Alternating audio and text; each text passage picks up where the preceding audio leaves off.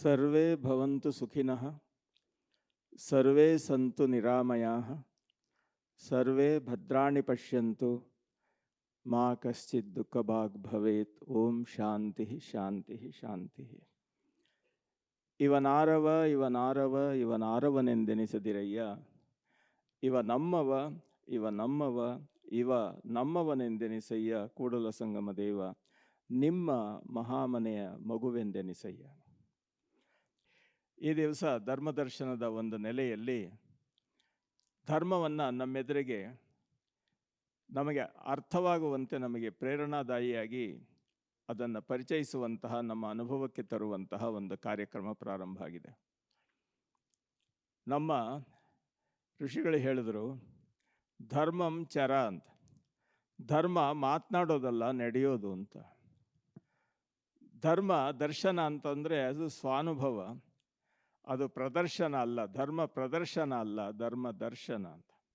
ಆ ಧರ್ಮ ದರ್ಶನಕ್ಕೆ ಅದ್ಭುತವಾಗಿರುವಂಥ ಒಂದು ಆಯಾಮಕ್ಕೆ ಆ ಪ್ರೇರಣೆ ಕೊಟ್ಟಂಥ ಒಂದು ಮಹಾನ್, ಒಂದು ಕಾರುಣಿಕ ವ್ಯಕ್ತಿಯನ್ನು ಈ ದಿವಸ ನಾವಿಲ್ಲಿ ಪರಿಚಯ ಮಾಡಿಕೊಡುವಂಥ ಒಂದು ಸನ್ನಿವೇಶ ಇಲ್ಲಿ ನಡೀತಾ ಇದೆ. ಧರ್ಮಸ್ಥಳದ ವೀರೇಂದ್ರ ಹೆಗಡೆ ಅವರು, ಅವರ 50 ವರ್ಷಗಳ 5 ದಶಕಗಳ ಸೇವಾ ಪಥ ಹೇಗಿತ್ತು ಅಂತ ಅನ್ನುವುದನ್ನು ನೆನಪಿಸಿಕೊಳ್ಳುವಂಥ ಒಂದು ಅವಕಾಶ. ವಾಸ್ತವವಾಗಿ ಅವರು 20 ವರ್ಷದ ಯುವಕರಾಗಿದ್ದಾಗ ನಮ್ಮ ರತ್ನವರ್ಮ ಹೆಗ್ಗಡೆಯವರು ಅವರು ದೈವ ಸನ್ನಿಧಾನಕ್ಕೆ ಹೋದ ಮೇಲೆ ತಕ್ಷಣ ಜವಾಬ್ದಾರಿಯನ್ನು ಹೊತ್ತವರು. ಪರಂಪರೆಯಂತೆ ಸಣ್ಣ ವಯಸ್ಸಿನಲ್ಲಿ ವಿಶೇಷವಾದಂಥ ಒಂದು ಅವಕಾಶ, ಅಧಿಕಾರ, ವ್ಯವಸ್ಥೆ ಬಂದಾಗ ಅವರನ್ನು ಯಾವ ರೀತಿ ಯಾಮಾರಿಸಬಹುದು ಅಂತ ಅನ್ನುವಂಥ ಜನ, ಸುತ್ತ ಬಹಳ ಜನ ಇರುವಂಥ ಅವಕಾಶ ಎಲ್ಲರಿಗೂ ಇರ್ತದೆ ಅಂಥ ಪರಿಸ್ಥಿತಿಗಳು. ಆದರೆ ಆ ಮನೆತನದ ಪರಂಪರೆಯಂತೆ ಅವರು ತಮ್ಮ ಸುತ್ತ ಹಿರಿಯರನ್ನು ಇಟ್ಟುಕೊಂಡು ಎಲ್ಲ ಕಾರ್ಯಕ್ರಮಗಳಿಗೆ ಒಂದು ಉನ್ನತಿಯನ್ನು ಕೊಡುವಂಥ ಕೆಲಸ ಅವರು ಮಾಡಿದ್ರು. ಹೆಚ್ಚು ಕಡಿಮೆ ಅವರು ಧರ್ಮಾಧಿಕಾರಿಗಳಾದ ವರ್ಷಗಳು, ಕೆಲವು ವರ್ಷಗಳಿಂದಲೇ ಅವರ ನಮ್ಮ ಸಂಪರ್ಕ ಬೆಳೀಲಿಕ್ಕೆ ಒಂದು ಅವಕಾಶ ಆಯಿತು. ಅವರು ನಮ್ಮ ಧರಣೇಂದ್ರಯ್ಯನವರು, ಗುಡಿಬಂಡೆ ರಾಮಾಚಾರ್ಯರು, ಭಾಸ್ಕರಂ ಶೇಷಾಚಾರ್ಯರು, ಇಂಥ ಹಿರಿಯರನ್ನು ಯಾವತ್ತೂ ತಮ್ಮ ಪ್ರೇರಕ ಶಕ್ತಿಯಾಗಿ ಇಟ್ಟುಕೊಂಡಿದ್ದರು.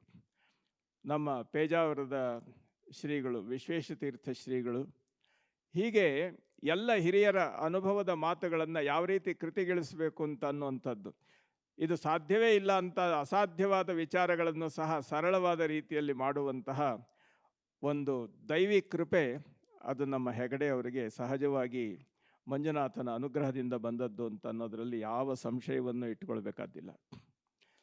ಬೆಂಗಳೂರಿನಲ್ಲಿ ನಮ್ಮ ದೇವರಾಜರಸರ ಒಂದು ಅಧಿಕಾರದ ಸನ್ನಿವೇಶದಲ್ಲಿ ಉಳುವ ಒಂದೇ ಭೂಮಿ ಅಂತ ಅನ್ನುವಂಥ ನೆಲೆಯಲ್ಲಿ ದೇವಾಲಯಗಳು ಮತ್ತು ಧರ್ಮಸ್ಥಾನಗಳ ಒಂದು ನೆಲೆಯನ್ನು, ಭೂಮಿಯನ್ನು ಉಳಿಸಬೇಕು ಅಂತ ಅನ್ನುವಂಥ ಒಂದು ಸನ್ನಿವೇಶ ಎಲ್ಲ ಗುರುಗಳ ಮನಸ್ಸಿನಲ್ಲೂ ಬಂದಾಗ ಅದರ ಜೊತೆಯಲ್ಲಿ ಕೈ ಜೋಡಿಸಿ ನಿಂತವರು ನಮ್ಮ ವೀರೇಂದ್ರ ಹೆಗಡೆಯವರು. ಅವರ ಜೊತೆಯಲ್ಲಿ, ಅವರ ಮನೆಯಲ್ಲಿ ಸಾಕಷ್ಟು ಒಂದು ವಿಚಾರಗಳ ವಿನಿಮಯದ ಸಭೆಯಲ್ಲಿ ನಾನು ಭಾಗವಹಿಸಿದ್ದೇನೆ. ನಮ್ಮ ಪೇಜಾವರ ಶ್ರೀಗಳು, ಸಿದ್ಧಗಂಗೆಯ ಶಿವಕುಮಾರ ಮಹಾಸ್ವಾಮಿಗಳವರು, ಸುತ್ತೂರು ಶಿವರಾತ್ರಿ ರಾಜೇಂದ್ರ ಸ್ವಾಮಿಗಳು, ಚಿತ್ರದುರ್ಗದ ಮಲ್ಲಿಕಾರ್ಜುನ ಮುರುಘರಾಜೇಂದ್ರ ಜಗದ್ಗುರುಗಳು, ಹೀಗೆ ಎಲ್ಲರೂ, ಅವರೆಲ್ಲರ ದೃಷ್ಟಿ, ಅವರೆಲ್ಲರ ಆಲೋಚನೆಗಳನ್ನು ಕೃತಿಗಿಳಿಸುವ ಬಗೆ ಹೇಗೆ ಅಂತಂದರೆ ಅದನ್ನು ಹೆಗಡೆಯವರನ್ನು ಕೇಳಬೇಕು ಅಂತ ಅನ್ನೋಂಥ ಲೆಕ್ಕದಲ್ಲಿ ಎಂಥ ಅದ್ಭುತವಾದಂಥ ಒಂದು ಪ್ರಸಂಗಗಳು, ಅದನ್ನು ಹೇಳಲಿಕ್ಕೆ ಸಾಧ್ಯ ಇಲ್ಲ. ಅದಾದ ಮೇಲೆ ಅದರಿಂದ ನಮ್ಮ ಧರ್ಮ ಸಂಸ್ಥೆಗಳಿಗೆ ಜಮೀನನ್ನು ಇಟ್ಟುಕೊಳ್ಳುವಂಥ ಒಂದು ಅವಕಾಶವನ್ನು ಕೇಂದ್ರದಿಂದ ಬಂದದ್ದಕ್ಕೆ ಕಾರಣ, ಅದರ ಹಿಂದೆ ಇದ್ದಂಥ ಒಂದು ಆತ್ಯಂತಿಕ ಪ್ರೇರಣಾ ಶಕ್ತಿಯಾಗಿ ನಿಂತವರು ನಮ್ಮ ಹೆಗಡೆಯವರು. ಇದಾದ ಮೇಲೆ ಎಮರ್ಜೆನ್ಸಿ ಘೋಷಣೆ ಆಯಿತು. ಎಲ್ಲ ಕಡೆ ಅವ್ಯವಸ್ಥೆ ಮತ್ತು ವಿಚಿತ್ರವಾಗಿರುವಂಥ ಸನ್ನಿವೇಶಗಳು ಸೃಷ್ಟಿಯಾದವು. ಸಂಘಟನೆಗಳೆಲ್ಲವೂ ವಿಘಟನೆ ಆಗುವಂಥ ಸನ್ನಿವೇಶ ಬಂದಾಗ ಧರ್ಮ ಜಾಗೃತಿ ಸಮ್ಮೇಳನ ಅಂತ ಅನ್ನುವಂಥ ಒಂದು ಕಾರ್ಯಕ್ರಮವನ್ನು ಇಟ್ಟುಕೊಂಡು 2 ವರ್ಷಗಳ ಕಾಲ ಇಡೀ ಕರ್ನಾಟಕದ ಎಲ್ಲ ಮೂಲೆ ಮೂಲೆಗಳನ್ನು ಸುತ್ತಿ ಅದಕ್ಕೆ ಬೇಕಾದಂಥ ಒಂದು ಮನಸ್ಥಿತಿಯನ್ನು ಸೃಷ್ಟಿ ಮಾಡಿ ಆ ಕಾರ್ಯಕ್ರಮವನ್ನು ಬೆಂಗಳೂರಿನಲ್ಲಿ ನಮ್ಮ 76-77 ಸನ್ನಿವೇಶದಲ್ಲಿ 77ರ ಪ್ರಾರಂಭದಲ್ಲಿ ಆ ಕಾರ್ಯಕ್ರಮ ಆಯಿತು. 3 ದಿವಸದ ಕಾರ್ಯಕ್ರಮ. ಆ ಕಾರ್ಯಕ್ರಮದ ಉದ್ಘಾಟನೆಗೆ ಇಂದಿರಾ ಗಾಂಧಿಯವರೇ ಬರಬೇಕಾಗಿತ್ತು. ಅವರು ಎಲೆಕ್ಷನ್ ಘೋಷಣೆ ಆದ ಸನ್ನಿವೇಶ ಇದ್ದದ್ರಿಂದ ಅವರು ಬಿಟ್ಟು ಅವರ ಪ್ರಮುಖ ಮಂತ್ರಿಗಳನ್ನು ಇಲ್ಲಿ ಕಳಿಸ್ಕೊಟ್ಟಿದ್ರು.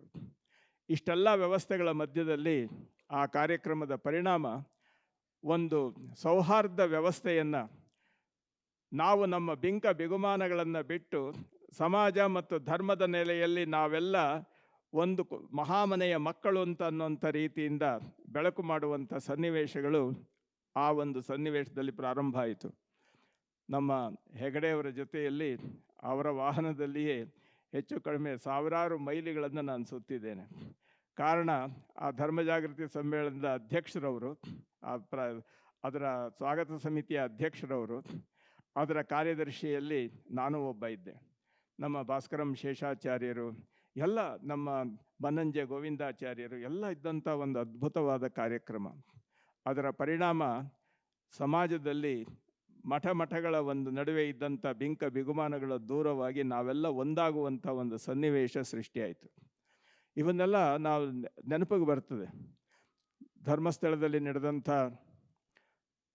ನಡೀತಾ ಇರತಕ್ಕಂಥ ಸರ್ವಧರ್ಮ ಸಮ್ಮೇಳನ ಮತ್ತು ಸಾಹಿತ್ಯ ಸಮ್ಮೇಳನದ ಪ್ರಸಂಗದಲ್ಲಿ 25ನೆಯ ಧರ್ಮದರ್ಶನದ ಒಂದು ಸಮ್ಮೇಳನ ಅಲ್ಲಿ ನಡೀತಲ್ಲ, ಸರ್ವಧರ್ಮ ಸಮ್ಮೇಳನ. ಅದರಲ್ಲಿ ನಾನೊಬ್ಬ ಉಪನ್ಯಾಸಕಾರನಾಗಿ 25ರ ಕಾರ್ಯಕ್ರಮದಲ್ಲಿ ಭಾಗವಹಿಸಿದ್ದು ಇವತ್ತು ನನಗೆ ಹಸಿರಿದೆ. ಪೇಜಾವರ ಶ್ರೀಗಳು, ಚಿತ್ರದುರ್ಗದ ಮಲ್ಲಿಕಾರ್ಜುನ ಮುರುಘರಾಜೇಂದ್ರ ಸ್ವಾಮಿಗಳು ಅವರು ಉದ್ಘಾಟಕರಾಗಿ ಅಧ್ಯಕ್ಷರಾಗಿ, ನಾನು ಉಪನ್ಯಾಸಕಾರನಾಗಿ ಅದರಲ್ಲಿ ಭಾಗವಹಿಸಿದ್ದು ನನ್ನ ನೆನಪಿನಲ್ಲಿದೆ. ಇದಿಷ್ಟೇ ಅಲ್ಲ, ಪ್ರತಿಯೊಂದು ಸನ್ನಿವೇಶದಲ್ಲೂ ಇಷ್ಟೆಲ್ಲ ಸಮಾಜಮುಖಿಯಾಗಿ ಅವರು ಮಾಡ್ತಾ ಇದ್ದರೆ ಅವರ ಕಾಲಿಗೆ ಒಂದು ಮುಳ್ಳು ಚುಚ್ಚುವಂಥ ಕೆಲಸವನ್ನು, ಕಾಲು ಎಳೆಯುವಂಥ ಕೆಲಸ ಇವತ್ತಲ್ಲ ಅವತ್ತಿನಿಂದಲೂ ನಡ್ಕೊಂಡು ಬರ್ತಲೇ ಇದ್ದದ್ದು. ಇದನ್ನು ಯಾತಕ್ಕೆ ಮುಜರಾಯಿ ಡಿಪಾರ್ಟ್ಮೆಂಟ್ ತೆಗೆದುಕೊಳ್ಬಾರ್ದು ಅಂತ ಹೇಳಿ ಸರ್ಕಾರ ಆದೇಶ ಹೊರಡಿಸಿ ಧರ್ಮಸ್ಥಳವನ್ನು ನುಂಗುವಂಥ ಕೆಲಸವನ್ನೂ ಮಾಡಲಿಕ್ಕೆ ಮುಂದುವರೆದದ್ದನ್ನು ನಾವು ಯಾವತ್ತೂ ಮರೀಬಾರ್ದು. ಸುಪ್ರೀಂ ಕೋರ್ಟ್ನ ಸನ್ನಿವೇಶದಲ್ಲಿ ಅದು ಸಂಪೂರ್ಣವಾಗಿ ಅದು ತೀರ್ಮಾನ ಆಯಿತು.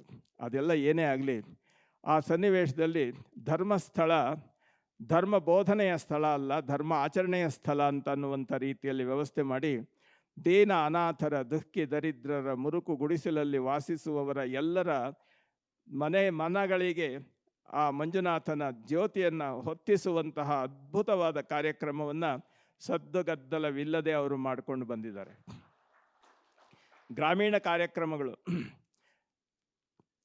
ಗ್ರಾಮೀಣ ಹೆಣ್ಣು ಮಕ್ಕಳಿಗೆ ಅವರ ಒಂದು ಬೆಳವಣಿಗೆಗೆ ಬೇಕಾಗ್ತಕ್ಕಂಥ ಪ್ರೇರಣಾದಾಯಿಯಾಗಿ ಇವತ್ತೇನು ಸರ್ಕಾರಗಳು ದೊಡ್ಡದಾಗಿ ಘೋಷಣೆ ಮಾಡಿ ಅದು ಮಾಡೋದು ಇದು ಮಾಡೋದು ಅಂತ ಇದೆಯಲ್ಲ, ಇವರು ಏನು ಧರ್ಮಸ್ಥಳದ ಹೆಗಡೆಯವರು ಮಾಡಿದಂಥ ಕೆಲಸದ 10 ಪೈಸೆ ಇವ್ರ ಕೈನಲ್ಲಿ ಇದುವರೆಗೂ ಮಾಡಲಿಕ್ಕಾಗಿಲ್ಲ. ನಾವು ಅನೇಕ ಸನ್ನಿವೇಶದಲ್ಲಿ ನಾವು ಮಂತ್ರಿಗಳ ಜೊತೆಯಲ್ಲಿ ಮಾತನಾಡುವಾಗ ಧರ್ಮಸ್ಥಳದ ಆ ಒಂದು ಪುಣ್ಯ ಭೂಮಿಯಲ್ಲಿಯೇ ಹೇಳಿದ್ದೇನೆ, ಧರ್ಮಸ್ಥಳ ಅಂತ ಅನ್ನುವಂಥದ್ದು ನಿಮಗೊಂದು ಪ್ರೇರಣಾದಾಯಿ ಶಕ್ತಿ. ನೀವು ಸಮಾಜ ಕಲ್ಯಾಣ, ಸಮಾಜ ವ್ಯವಸ್ಥೆಯ ಕಾರ್ಯಕ್ರಮಗಳನ್ನೇನಾದರೂ ಮಾಡಬೇಕಾದ್ರೆ ನಮ್ಮ ಧರ್ಮಸ್ಥಳ ಹೇಗೆ ಮಾಡ್ತಾ ಇದೆ ಅನ್ನೋದನ್ನು ನೋಡಿಕೊಂಡು ಬನ್ನಿ, ಅದರಂತೆ ನೀವು ಹೆಜ್ಜೆ ಇಡಿ, ನೀವು ಬಹಳ ಒಳ್ಳೆಯ ಹೆಸರು ತೆಗೆದುಕೊಳ್ತೀರಿ ಅಂತ ಹೇಳಿದ್ದೂ ಉಂಟು ನಾನು. ಇಂಥ ಪ್ರಸಂಗಗಳನ್ನು ಸಹಜವಾಗಿ ಮಾಡ್ತಾ, ಆದರೆ ಇವೆಲ್ಲದರ ಕೀರ್ತಿ, ಪ್ರತಿಷ್ಠೆ, ಪ್ರಸಾರ ಇವುಗಳ ಕಡೆ ಅವ್ರಿಗೆ ಹೋಗಲೇ ಇಲ್ಲ. ಅಪ್ಪ ಬಸವಣ್ಣನವರ ಒಂದು ಮಾತಿದೆ, ಮಾಡುವಂತಿರಬೇಕು ಮಾಡದಂತಿರಬೇಕು, ಮಾಡುವ ಮಾಟದಲ್ಲಿ ತಾನಿಲ್ಲದಿರಬೇಕು. ನೋಡಿ, ಇದಕ್ಕೇನಾದರೂ ಈ ಒಂದು ವಚನದ ವ್ಯಾಖ್ಯಾನ ಮಾಡಬೇಕು ಅಂತಂದು ಯಾರನ್ನಾದ್ರೂ ಉದಾಹರಣೆ ಕೊಡೋದಿದ್ದರೆ ನಾವು ವೀರೇಂದ್ರ ಹೆಗ್ಗಡೆ ಅವರನ್ನು ಕೊಡ್ಬೋದು. ಯಾಕೆ ಅಂತಂದರೆ ಮಾಡುವಂತಿರಬೇಕು, ಆ ಕೆಲಸದಲ್ಲಿ ಎಷ್ಟು ತೀಕ್ಷ್ಣವಾಗಿ ತೀವ್ರವಾಗಿ ಅದರಲ್ಲಿ ಅವರು ಅಂತರ್ಗತವಾಗಿರ್ತಾರೆ ಅಂತ ಹೇಳಿದ್ರೆ ಅದರ ಪ್ರತಿಯೊಂದು ಕಣಗಳಲ್ಲಿಯೂ ತಮ್ಮ ಚೈತನ್ಯವನ್ನು, ಸಂಕಲ್ಪವನ್ನು ತುಂಬಿರ್ತಾರೆ. ಆದರೆ ಇದು ನನ್ನಿಂದ ಆಗ್ತಾ ಇದೆ, ನಾನು ಇದರ ಮುಖಂಡ ಅಂತ ಅನ್ನುವಂಥ ರೀತಿಯಲ್ಲಿ ಅವರು ತೋರಿಸ್ಕೊಳ್ಳೋದಿಲ್ಲ. ಮಾಡುವಂತಿರಬೇಕು ಮಾಡದಂತಿರಬೇಕು, ಎಲ್ಲ ಅವರು ನಮ್ಮ ಬಳಗ, ನಮ್ಮ ಹಿರಿಯರೆಲ್ಲ ಮಾಡ್ತಾ ಇದ್ದಾರೆ ಅಂತ. ಆಮೇಲೆ ಅಷ್ಟೇ ಅಲ್ಲ, ಮಾಡುವ ಮಾಟದಲ್ಲಿ ತಾನಿಲ್ಲದಿರಬೇಕು. ಇಷ್ಟೆಲ್ಲ ಆಯಿತು, ಇದು ನನ್ನಿಂದ ಆಯಿತು. ಲಕ್ಷ ಲಕ್ಷ ಜನಗಳು ಸ್ವಾವಲಂಬಿಗಳಾಗಿ ಪರಿಪೂರ್ಣತೆಯ ನೆಲೆಯಲ್ಲಿ ನಿಂತಿದ್ದಾರೆ. ಅನೇಕ ಮುರುಕು ದೇವಸ್ಥಾನಗಳೆಲ್ಲವೂ ಸಹ ಧರ್ಮೋತ್ಥಾನ ಯೋಜನೆಯ ಅಡಿಯಲ್ಲಿ ಪರಿಪೂರ್ಣತೆಯನ್ನು ಹೊಂದಿ ತಮ್ಮ ಪ್ರಾಚೀನವಾದಂಥ ವೈಭವವನ್ನು ಗಳಿಸ್ಕೊಂಡಿದೆ. ಆದರೆ ಇಂಥ ಒಂದು ದೇವಸ್ಥಾನ ನಾವು ಈ ರೀತಿ ಮಾಡಿದ್ದೇವೆ, ಇದು ನಮ್ಮಿಂದ ಆಯಿತು ಅಂತ ಅನ್ನುವಂಥ ಹೆಗ್ಗಳಿಕೆಯ ಪ್ರದರ್ಶನ ಇಲ್ಲವೇ ಇಲ್ಲ. ಯಾಕೆ ಅಂದರೆ ಹೆಗಡೆಯವರು ಬಸವಣ್ಣವರು ಹೇಳದಂತೆ, ಮಾಡುವಾತ ನಾನಲ್ಲ, ಬೇಡುವಾತ ನಾನಲ್ಲ, ನೀಡುವಾತ ನಾನಲ್ಲ, ನಿನಗೆ ನೀ ಮಾಡಿಕೊ ಕೂಡಲ ಸಂಗಮ ದೇವ ಅಂತ ಹೇಳಿದ ಹಾಗೆ, ಧರ್ಮಸ್ಥಳದ ಮಂಜುನಾಥ ನೀನು ಮಾಡ್ತಾ ಇದ್ದೀಯ, ನಾನು ನಿನ್ನ ಕೈಯಲ್ಲಿರ್ತಕ್ಕಂಥ ಒಂದು ಸಲಕರಣೆ ಅಷ್ಟೇ ಅಂತ ಅನ್ನುವಂಥ ರೀತಿಯಲ್ಲಿ ಆ ಕರ್ತವ್ಯಗಳನ್ನು ನಡೆಸ್ಕೊಂಡು ಬರ್ತಾ ಇದ್ದಾರೆ. ವಾಸ್ತವವಾಗಿ ಧರ್ಮಸ್ಥಳದ ಒಂದು ಪುಣ್ಯಭೂಮಿಯಲ್ಲಿ 50 ವರ್ಷದ ಸಾಧನೆ, ವಾಸ್ತವವಾಗಿ ಸರ್ವಧರ್ಮ ಸಮ್ಮೇಳನ ಎಲ್ಲಾದರೂ ನಡೆದರೆ ಅದು ಪರಿಪೂರ್ಣವಾಗಿರುವಂಥ ಜಾಗ, ಪವಿತ್ರವಾದ ಜಾಗ ಧರ್ಮಸ್ಥಳ. ನೋಡಿ, ಅಲ್ಲಿ ಗೊಮ್ಮಟೇಶ್ವರನ ಮೂರ್ತಿ ಪ್ರತಿಷ್ಠಾಪನೆಯ ಸಂಕಲ್ಪ ಹಿರಿಯರು ಮಾಡಿದರು. ಅದನ್ನು ಪೂರ್ತಿ ಮಾಡಿ ಅದನ್ನು ಆಗುಗೊಳಿಸಿದ್ದು ನಮ್ಮ ವೀರೇಂದ್ರ ಹೆಗಡೆಯವರು. ಮತ್ತು ಎಲ್ಲ ಗುರುಗಳು, ನಮ್ಮ ಯೇಲಾಚಾರ್ಯರು, ಹಿರಿಯ ಗುರುಗಳಿಂದ ಹಿಡಿದು ಎಲ್ಲರೂ ಸಹ ಆ ಕಾರ್ಯಕ್ರಮಗಳಲ್ಲಿ ಭಾಗವಹಿಸಿದ್ರು. ಎಲ್ಲರ ಕಾರ್ಯಕ್ರಮಗಳಲ್ಲಿ ಎಲ್ಲರೊಳಗೊಂದಾಗಿ, ಎಲ್ಲರಿಗೆ ಬೇಕಾಗಿ, ಎಲ್ಲರ ಕಣ್ಣ ಬೆಳಕಾಗಿ ತಾನು ನಿರ್ಲಿಪ್ತತೆಯಿಂದ ನಿಂತಹ ಒಂದು ಧರ್ಮ ಮೂರ್ತಿಯ ಒಂದು ಪರಿಚಯವನ್ನು ನೀವು ಮಾಡಿಕೊಳ್ಳಿಕ್ಕೆ ಹೊರಟಿದ್ದೀರಿ. ವಾಸ್ತವವಾಗಿ ಅವರನ್ನು ಕುರಿತು ಖಚಿತವಾಗಿ ಮಾತನಾಡಬಹುದಾದಂಥ ಒಂದು ಮಾತು ಯಾವುದು ಅಂತಂದರೆ, ಆಚಾರ್ಯ ಶಂಕರರು ಹೇಳ್ತಾರೆ, ಗುರೋಸ್ತು ಮೌನಂ ವ್ಯಾಖ್ಯಾನಂ ಶಿಷ್ಯಾಸ್ತು ಚಿನ್ನ ಸಂಶಯ ಅಂತ. ಇದು ಮಾತು ಮನಗಳಿಗೆ ಅತ್ತತ್ತ ಮೀರಿದಂತಹ ಸಾಧನೆ.